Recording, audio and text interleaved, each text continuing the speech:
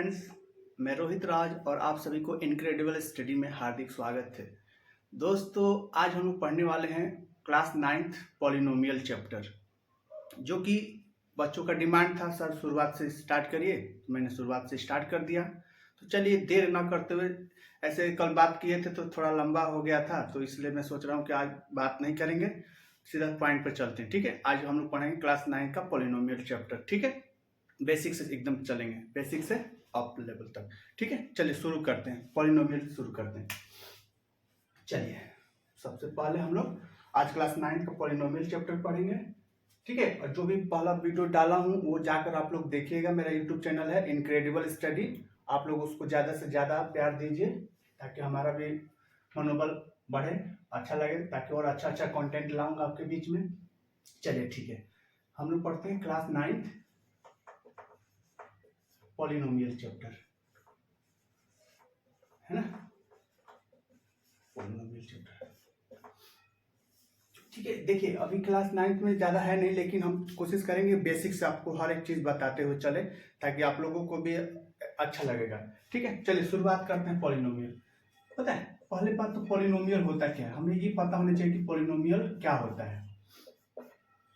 Polynomial जो होता है ना, वन वेरिएबल, जैसे कोई भी इक्वेशन होता है, one variable constant term polynomial होता है। कि जो वन वेरिएबल होता है ना, उसको हम लोग बोलते हैं, जैसे कोई भी वन वेरिएबल इक्वेशन ले लीजिए, जिसमें हम लोग मान लीजिए एक्स हो, ठीक है, और उसमें प्लस हो माइनस हो, तो उस टाइप के जो भी एक्सप्रेशन होता है, अलजेब्रिक एक्सप्रेशन होता है, उसी को हम लोग क्या बोलते हैं, पॉलिनोमियल बोलते हैं। ठीक है, तो बेसिक चीज तो आप लोग को पता ही होगा, लेकिन मैं समझा रहा हूँ बस इतना जाने कि पॉलिनोमियल में होता है क्या, कि जितने भी वन वेरिएबल टर्म्स होते हैं, जिसमें प्लस भी आता है माइनस भी आता है, इन सबको एक साथ अगर हम लोग लिखते हैं अलजेब्रिक एक्सप्रेशन के फॉर्म में, उसी को हम लोग क्या बोलते हैं, पॉलिनोमियल बोलते हैं। उसी तरह पॉलिनोमियल के बाद आता है टर्म, जो बेसिक बेसिक जो छोटा छोटा चीज है उसको याद रखिए, बता देता हूँ टर्म क्या होता है। अब सुना होगा टर्म, है ना। टर्म मतलब होता है पद, जिसमें एक टर्म होता है, उस जिसमें दो होता है, बाइनोमियल होता है, तीन होता है, ट्राइनोमियल होता है। चलिए ठीक है, तो हम लोग जानते हैं क्या है। नेक्स्ट वन है, हम लोग क्या आगे पढ़ने वाले हैं कि, ठीक है ठीक है, पॉलिनोमियल हो गया, टर्म हो गया। ठीक है, अब हम लोग बोलते हैं type of polynomial. Type of polynomial क्या होते हैं, टाइप ऑफ पॉलिनोमियल में कितने प्रकार के होते हैं। टाइप ऑफ पॉलिनोमियल जो होते हैं, बेसिकली हम लोग नंबर वाइज मतलब सिंपल वाइज पढ़ेंगे, नंबर वाइज। ठीक है, कि सिंपल में हम पढ़ेंगे कि क्या क्या होते हैं टाइप ऑफ पॉलिनोमियल में।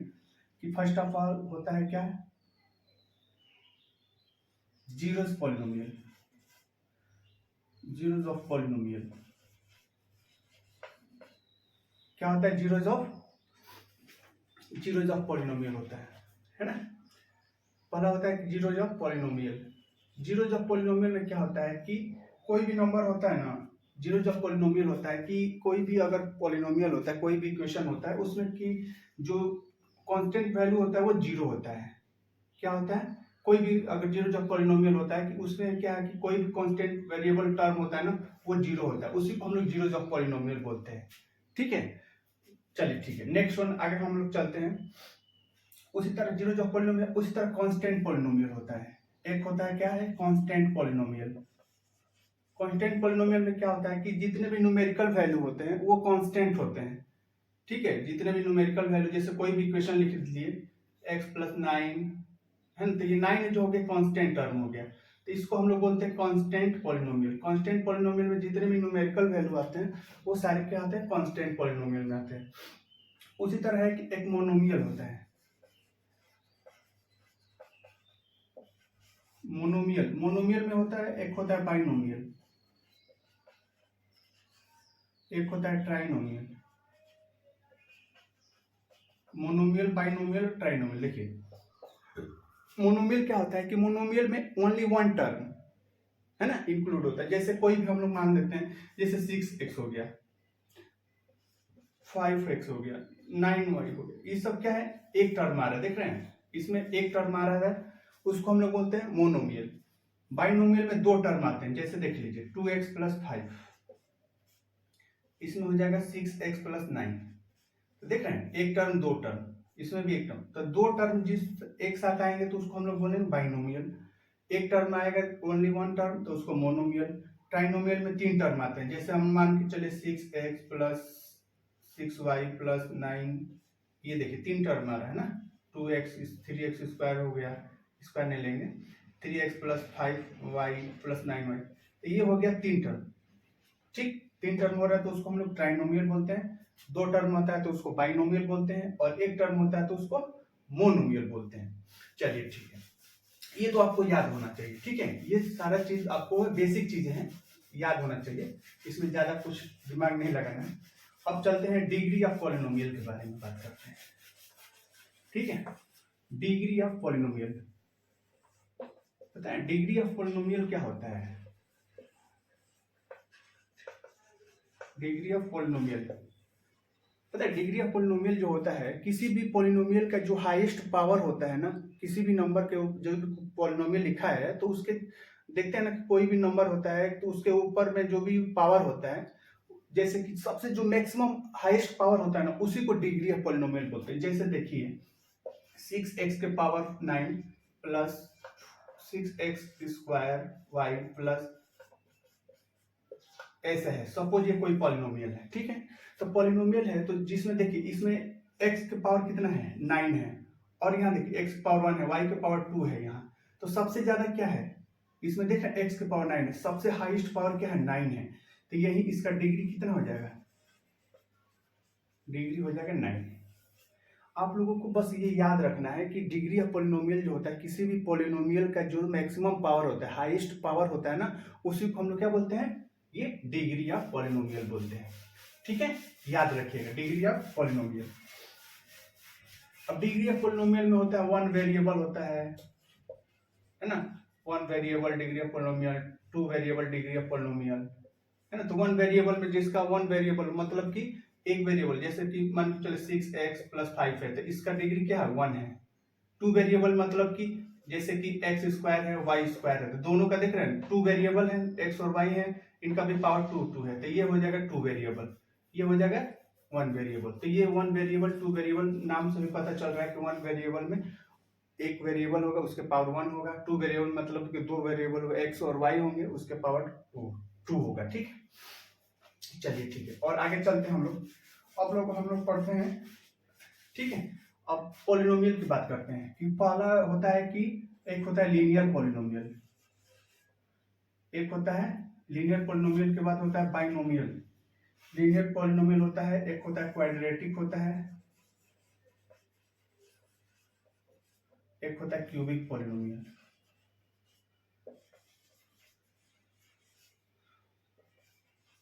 क्यूबिक पॉलिनोमियल, ठीक है।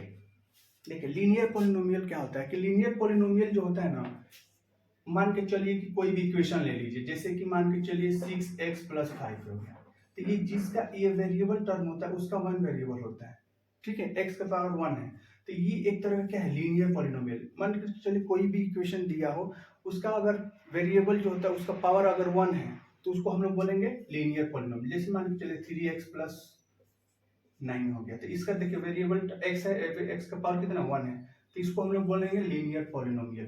क्या बोलेंगे, लीनियर पॉलिनोमियल। उसी तरह क्वाड्रेटिक पॉलिनोमियल, क्वाड्रेटिक पॉलिनोमियल जो होता है जिसका पावर 2 होता है उसको हम लोग बोलते हैं क्वाड्रेटिक पॉलिनोमियल। जैसे हम लोग जानते हैं कोई भी इक्वेशन ले लीजिए, जैसे 2x square plus 5x plus 9, ठीक है, ये हो गया x के पावर क्या है 2 है ना, तो ये क्वाड्रेटिक पॉलिनोमियल हो गया। ठीक है, क्वाड्रेटिक पॉलिनोमियल का जनरल इक्वेशन होता है, याद रखिएगा, ax square plus bx plus c होता है। ठीक है, ax square plus bx plus c होता है। इसको हम लोग बोलते हैं क्या, इसी फॉर्म में अगर कहीं भी आपको इक्वेशन दिखाई दे तो आप समझिए कि क्वाड्रेटिक पॉलिनोमियल, x के पावर 2 होना चाहिए, ओनली x के पावर 2 होना चाहिए, उसके बाद हम लोग उसको बोलते हैं क्वाड्रेटिक पॉलिनोमियल।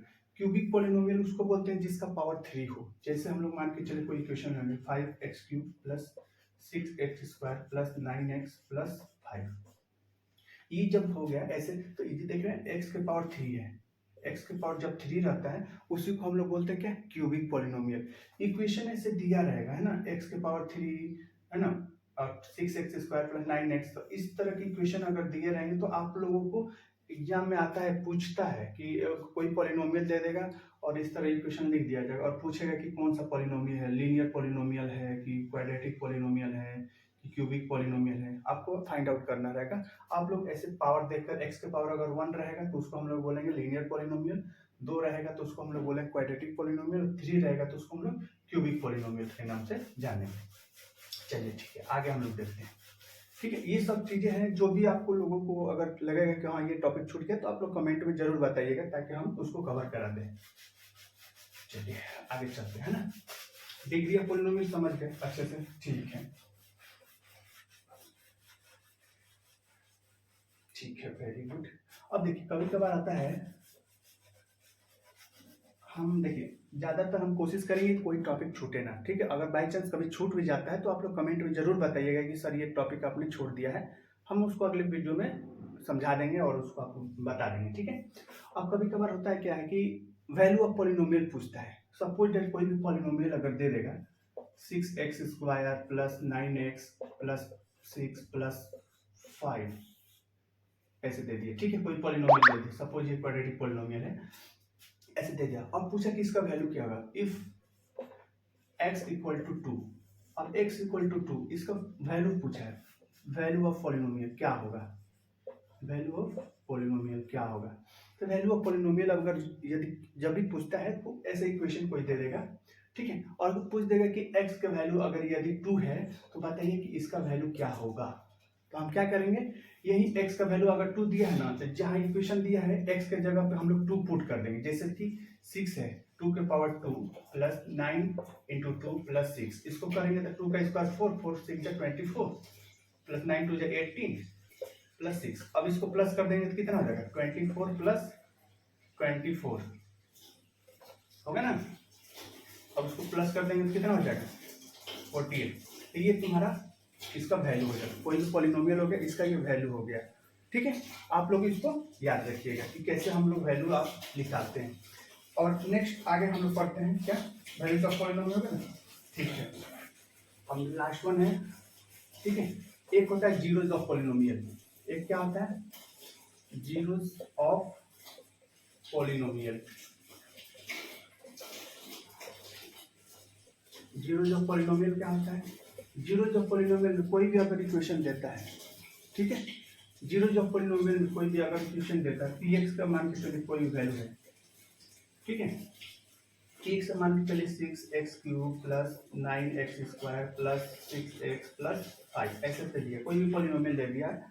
अगर बोल रहा है कि बताइए कि जीरोज ऑफ पॉलिनोमियल है कि नहीं। अगर मान के चलिए px है, अगर p का वैल्यू दे दिया, कुछ दे दिया, p इक्वल टू 0 है, p का मान x का वैल्यू यहाँ पुट करने के बाद अगर 0 आ जाता है तो हम लोग बोलेंगे कि वो जीरोज ऑफ पॉलिनोमियल है।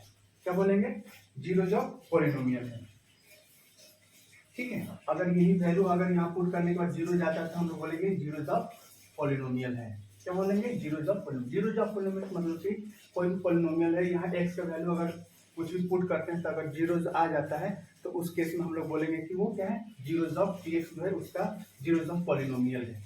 उसी तरह एक होता है फैक्टर थ्योरम, एक होता है रिमाइंडर थ्योरम, ठीक है। फैक्टर थ्योरम और एक रिमाइंडर थ्योरम होता है। जीरोज ऑफ पॉलिनोमियल समझ में आया कि नहीं। देखिए बेसिकली हमारा जीरोज ऑफ पॉलिनोमियल पे आता है, एक फैक्टर थ्योरम आता है, एक रिमाइंडर थ्योरम आता है। तो जीरोज ऑफ पॉलिनोमियल में ये होता है कि अगर px का वैल्यू ये दिया है, सपोज दैट pa का वैल्यू कुछ दे दिया है, सपोज p इक्वल टू 0 आना चाहिए, मतलब कि x का वैल्यू अगर कुछ भी हम लोग पुट करते हैं तो उस केस में अगर उस पूरे पॉलिनोमियल का वैल्यू अगर 0 आ जाता है तो हम लोग बोलेंगे कि वो जीरोज ऑफ पॉलिनोमियल है, ठीक है। चलिए आगे पढ़ते हैं। ये तो जीरोज ऑफ पॉलिनोमियल होगा। उसी तरह एक होता है फैक्टर थ्योरम, नहीं आप पहले जानते हैं रिमाइंडर थ्योरम क्या होता है। रिमाइंडर थ्योरम, रिमाइंडर थ्योरम क्या होता है याद रखिएगा। रिमाइंडर थ्योरम भी बहुत आसान है। मान के चलिए कि px है, px का वैल्यू मान के चलिए 6x² minus 9 6x plus square plus 9x plus 5 है, ऐसे दे दिया, कोई भी पॉलिनोमियल दे दिया, ठीक है। अब बोला है कि suppose x minus a is 0, तो x का वैल्यू अगर x माइनस a है, इसको अगर डिवाइड करते हैं तो उस केस में कुछ रिमाइंडर बचेगा, ठीक है। अगर मान के चल x है तो अगर x का वैल्यू हम लोग क्या होगा a है, तो x का वैल्यू a पुट करेंगे तो कुछ रिमाइंडर बचेगा ना। कुछ ना कुछ रिमाइंडर बचेगा, उसी को हम लोग बोलेंगे क्या, रिमाइंडर थ्योरम। रिमाइंडर थ्योरम में नाम से पता चल रहा है कि कोई भी वैल्यू अगर x के जगह पर हम लोग पुट करते हैं तो उसका कुछ शेषफल बचता है, रिमाइंडर कुछ बचेगा, ठीक है। तो उसी को मतलब यहाँ पर दिया रहेगा, gx का वैल्यू कुछ भी मान के चलिए दे देगा, 2x - 5 दे दिया, ऐसे क्या हो जाएगा, इसको सॉल्व करेंगे तो क्या हो जाएगा, 2x = 5, x = क्या हो जाएगा 5/2। तो यही 5/2 अगर यहाँ पर पुट करेंगे तो कुछ रिमाइंडर बचेगा, कोई जरूरी नहीं कि 0 आ रहा है, ठीक है। अगर रिमाइंडर कुछ बच रहा है उसी को हम लोग बोलते हैं रिमाइंडर थ्योरम। नाम से पता चल रहा है कि रिमाइंडर थ्योरम जो होता है किसी भी पॉलिनोमियल में इसका gx का वैल्यू रखने के बाद अगर कुछ रिमाइंडर बच जाता है उसी को हम लोग बोलते हैं क्या, रिमाइंडर थ्योरम। रिमाइंडर थ्योरम में कुछ शेषफल बच जाते हैं, ठीक है, उसके जगह पे x का वैल्यू पुट करने के बाद कुछ वैल्यू वहां पे बच जाते हैं, तो उसको हम लोग बोलते हैं क्या, रिमाइंडर थ्योरम, ठीक है। चलिए आगे चलते हैं, नेक्स्ट वन आगे है फैक्टर थ्योरम। फैक्टर थ्योरम क्या होता है, फैक्टर थ्योरम भी वही होता है। फैक्टर थ्योरम मान के चलिए px है, सपोज डेट px का वैल्यू मान के चलिए ax² + 9x + 5 है, ऐसे सपोज px है, ठीक है, ऐसे px दिया हुआ है। अगर px दिया हुआ है, अगर सपोज डेट यहाँ पे pa = 0 है, ठीक है, अगर मान के चलिए px का वैल्यू ये है, ठीक है, अगर pa का वैल्यू कुछ दे दिया है, अब मान के चलिए अगर यहाँ पे x का वैल्यू अगर 2 है, ठीक है, यहाँ पे 2, अगर यहाँ पे x का वैल्यू 2 रखने के बाद अगर इस वैल्यू को 2 पुट करने के बाद अगर 0 आ जाता है तो हम लोग बोलेंगे कि this one is the factor of this polynomial, है ना, या बोल सकते हैं कि this px is the factor of this one, ठीक है, ऐसे बोल सकते हैं कि कोई भी अगर gx के टर्म में अगर कोई वैल्यू दिया रहेगा, जैसे मान के चलिए x - 1 = 0 है तो x = 1, अगर x - 1 है, ये वैल्यू है gx है, सपोज gx है, तो ये x - 1 = 0, देन x = 1, 1 पुट करने के बाद अगर 0 आ जाता है तो हम लोग बोलेंगे कि जो x - 1 है वो px का क्या है, फैक्टर थ्योरम है, फैक्टर थ्योरम को फॉलो कर रहा है। सपोज दैट ये क्या 0 आ जाने के बाद बोलेंगे कि factor theorem x - 1 is the factor of that one, वो फैक्टर थ्योरम को फॉलो कर रहा है। अगर 0 नहीं आता है तो वो फैक्टर थ्योरम को फॉलो नहीं कर रहा है। एग्जाम में बेसिकली हमको यही आता है, एक होता है जीरोस ऑफ पॉलिनोमियल आता है, एक होता है रिमाइंडर थ्योरम आता है, एक फैक्टर थ्योरम आता है ना, ये सब चीजें आपको याद रखना है, ठीक है। और आगे आप चलते हैं, हम लोग चलते हैं किसके बारे में, अब कुछ अलजेब्रिक आइडेंटिटीज हैं उसको आप लोग बेसिकली याद रखेंगे। ये सारा चीज जो भी हमारे सिलेबस के अनुसार है वो सभी मैं कोशिश कर रहा हूँ कि समझा दूँ आपको, ज़्यादा टफ नहीं है, लेकिन है कि हाँ थोड़ा बहुत तो आप लोग पहले से जानते होंगे, और नहीं जानते होंगे तो हमारे वीडियो अगर आप देखेंगे तो आपको बेसिक से मतलब समझ में आ जाएगा कि कोई भी चीज़ हम बेसिक से समझा रहे हैं, ताकि मतलब बच्चों का मतलब वो कहना भी था कि सर आप जो कुछ भी पढ़ाइएगा बेसिक से पढ़ाइएगा ताकि हम लोग को अच्छे से समझ में आए, ठीक है। और फिर उसके बाद तो आप लोग अलजेब्रिक एक्सप्रेशन पढ़े ही होंगे, कुछ नहीं जानते होंगे तो जान लीजिएगा। हम जानते हैं कि x + y, ये तो बेसिक चीज़ है, x + y का होल स्क्वायर क्या होता है, x² + y² प्लस क्या होता है 2xy, ठीक है। उसी तरह x - y का होता है, उसी तरह ये सारा भी होता है x² + y² - 2xy होता है। उसी तरह x² - y² का फार्मूला होता है x + y, एक होता है x - y, ऐसा होता है। और जितने भी बहुत सारे हैं अलजेब्रिक एक्सप्रेशन है, जैसे कि x + y का क्यूब हो जाएगा, x - y का होल क्यूब हो जाएगा, है ना। उसी तरह है कि x³ + y³ प्लस कट गया लाइट, चलिए ठीक है। फिर आगे हम लोग इसी तरह आगे पढ़ते रहेंगे, और आप लोगों को अगर ये मेरा वीडियो अगर अच्छा लगा होगा तो आप लोग कृपया लाइक और सब्सक्राइब और शेयर जरूर करिएगा, और इस तरह अगर मेरा वीडियो आप लोग देखेंगे तो मेरा भी मनोबल बढ़ेगा। और चलिए बाकी मिलते हैं नेक्स्ट वीडियो में, तब तक के लिए धन्यवाद।